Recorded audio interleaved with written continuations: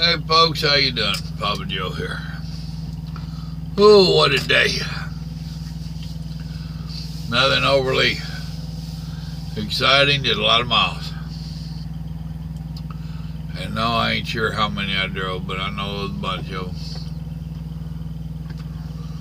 Started out, where did I tell you this morning?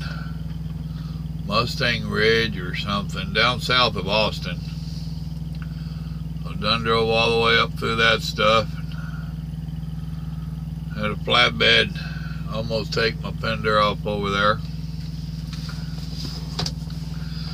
Coming around that bridge, getting on 75. Right there in Dallas.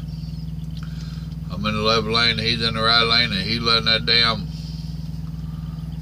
tail track and that trailer tracking come right over on me. I wound up getting on the binders and shutting her down and rubbing my trailer tires against the concrete over there. Yeah, I let the shop know about it. Didn't see no damage, but looky here. With our company, you're a lot better off to own up to anything. You know, regardless how minor, whether it's your fault or not, any damage to their equipment, you're better off to let them know. I showed Steven, told him it was either that or lose a fender. I chose wheels. He agreed it was a pretty good call. And it ain't no big deal, didn't do no damage, it just scruffed them up real good. And I don't want another driver, because we pre-trip our trailers when we pick them up. I didn't want another driver to go hollering about how the tires were scruffed up, and then they have to find out, see who the driver was, and blah, blah, blah. And it's easier to say, yo, Steven, look here. Some non-driving individual almost took off my fenders, and I did that to save a fender. No big deal. Then had a woman in a BMW, probably a half hour later, still on 75 in Texas. Wasn't really in Dallas then, we was north of Dallas. She's coming around me, it's no trucks in the left lane, and I'm over in the hammer lane for trucks. I was watching her come up. She got up here staring at that damn phone. Just about came into me. There's a big truck there. I couldn't go nowhere. I'm on the damn horn. Don't you like it when you do that and then they act like it's your fault? Huh. Yeah, I told you to be on the phone.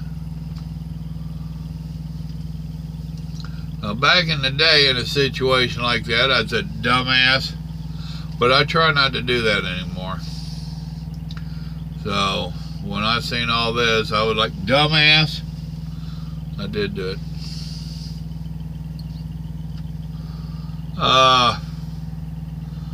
Talking to the wife this morning, I'd been rolling, I don't know, 3 or 4 hours already.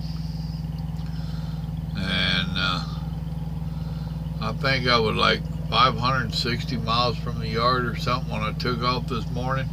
I told y'all in that video this morning. So I drove straight through up to about 40 miles from the yard. Then the only reason I stopped was because I had put DEF on. I was hoping I had enough to make it to the yard. They prefer us to get it there, a lot cheaper on them. I stopped, put $5 worth in, topped off my tanks for this run. Swift had the fuel island tied up. I did not plan on getting my 30-minute break in, but I did, and I took it on the fuel island. Simply because Swift was there and someone was waiting behind me. I timed my fuel and everything, sat here and waited. Finally gave up on it, went in and grabbed my receipt, came out and sat here and waited, did my paperwork. Finally came out and I had 28 minutes. I pulled up to the stop line for 2 minutes. Actually 3, because on that I give it a 31-minute break. That rascal's bit me in the butt before on trying to do exactly a 10-hour break and exactly a 30-minute break. That thing bit me in the butt one time. And that's all it took. So now I make it 10 hours and 1 minute. 31-minute break. Before I release the brakes and do anything. Then I took off this way, my first drive. Well, wait, let me back up. So I'm talking to the wife, letting her flirt with me, getting her little daily dose of flirting with me. I ain't sure, that might be reversed, but anyhow. My next dispatch came over the phone. Right over there, and I hit it.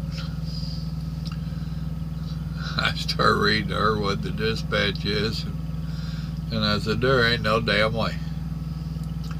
Now, mind you, I started south of Austin, right? Let's say it was 550 miles to the yard. So 550 to the yard. Wanted me to drop that trailer, pick up this trailer, go to Little Rock, Bossier City, Louisiana.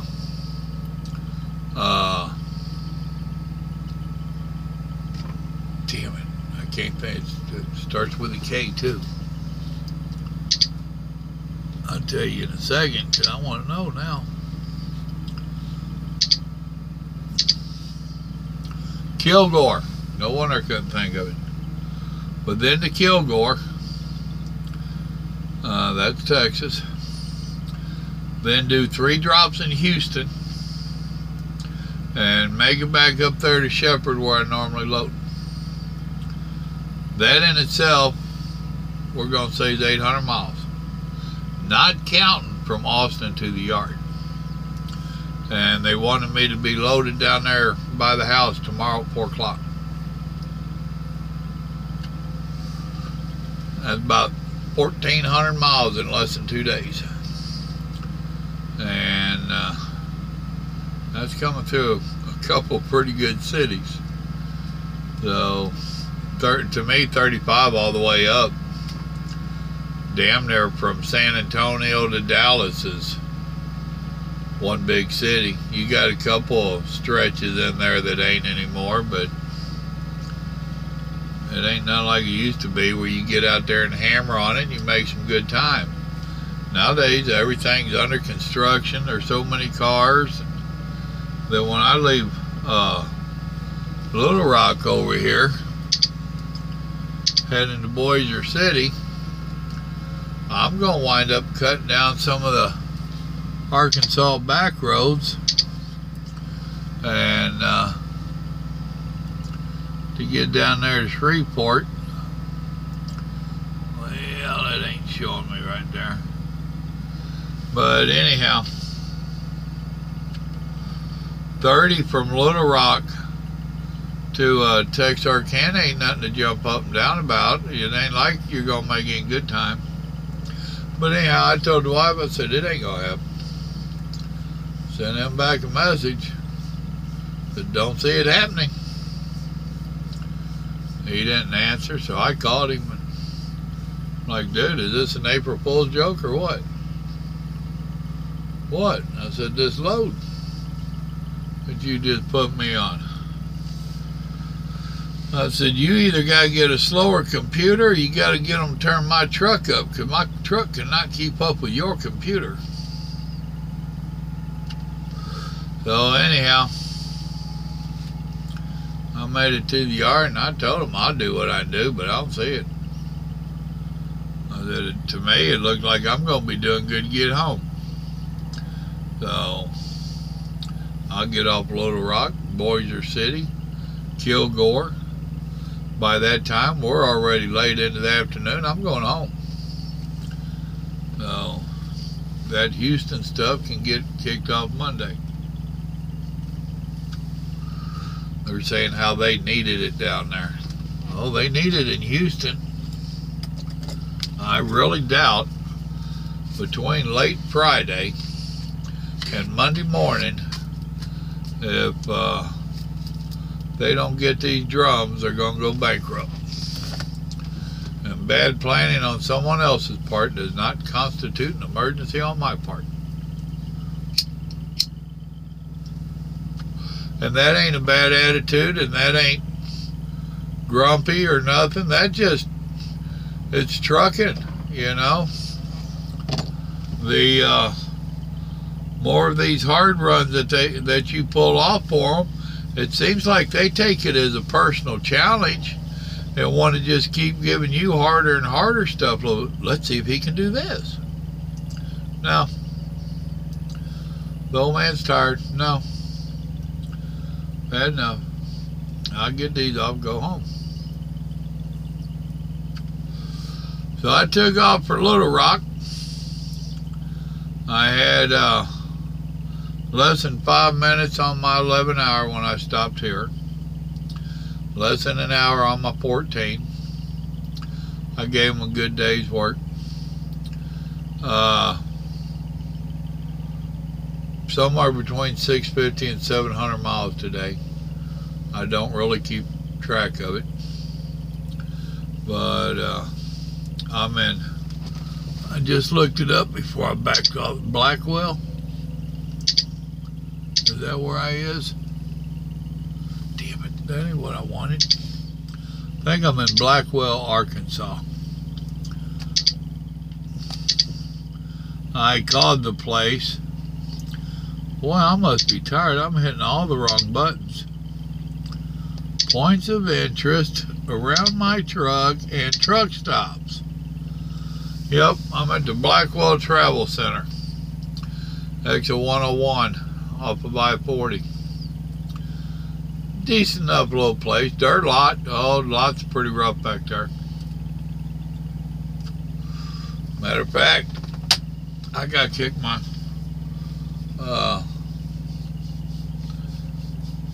differentials off. I have my power dividers kicked in because of their parking lot.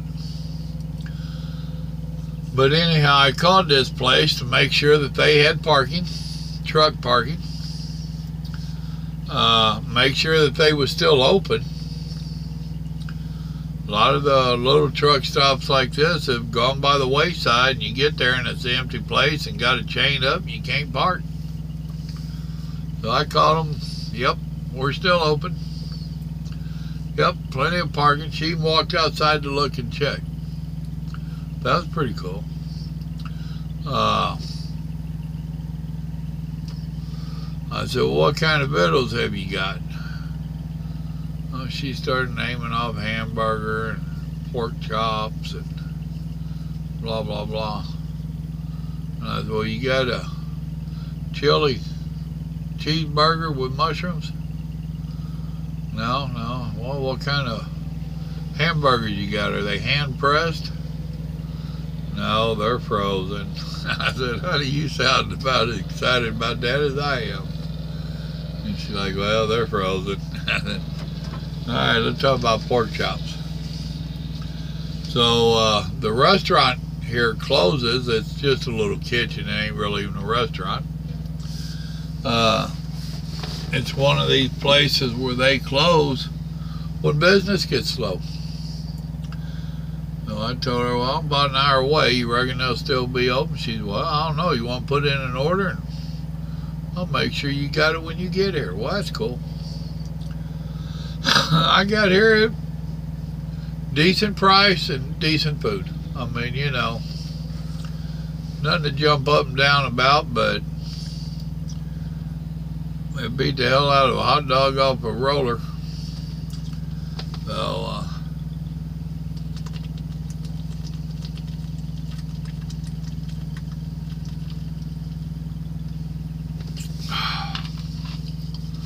I think I'm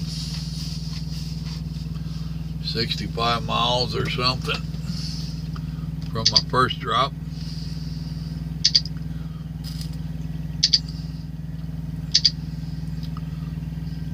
$62 miles, it says. So I got 62 miles to my first one, 224 to the next one, so that's 286. Then 77 to the next one, that's 350. Then 132 to the house, so that's 450, 480. So let's call it 500 miles tomorrow and 3 drops. Yeah, that'll take most of the day. I was talking to Jim today. He's at Yankee. Y'all hear me busting his chops. Got to talk to him. He's been off work, had surgery and stuff. And he's doing good if anybody cares. He's going to be coming back out Saturday. Actually, he was trying one of the deals I'd cooked on, did a video on cooking. He was trying it. One of the sausages in the croissant roll. And of course he had, what do you call it, a hillbilly and a croissant, or hillbilly and a something, but he got his little digs in at me on his hillbilly. But I'm looking forward to the videos on that. He's the one, his wife Stormy did the challenge on the stuffed pork chops, so he's doing this one. That's cool. Thank you, Jim. Thank you, Stormy. That's cool. Little participation on the channel. That's great. But I'll be going, I'm real close to his house now. He told me he was about 45 minutes this side of Little Rock. I just didn't have the hours. So, and his wife's already got the hots for me, just from the videos. I'd hate for her to meet me in person and stuff. I don't want to be the cause of them getting a divorce, and then we have a damn Yankee running loose and single in Arkansas. Man, that could create some problems. So I'm going to do the state of Arkansas a favor and not go let his wife meet me. So, see, Stormy, I'm taking care of your state for you, honey. This is her home state. They're liable to press charges against her if she cuts him loose and have him running wild free. Who knows what kind of stuff he could stir up. But he'll be back out Saturday. Excuse me. So that means he'll probably be harassing me come Monday.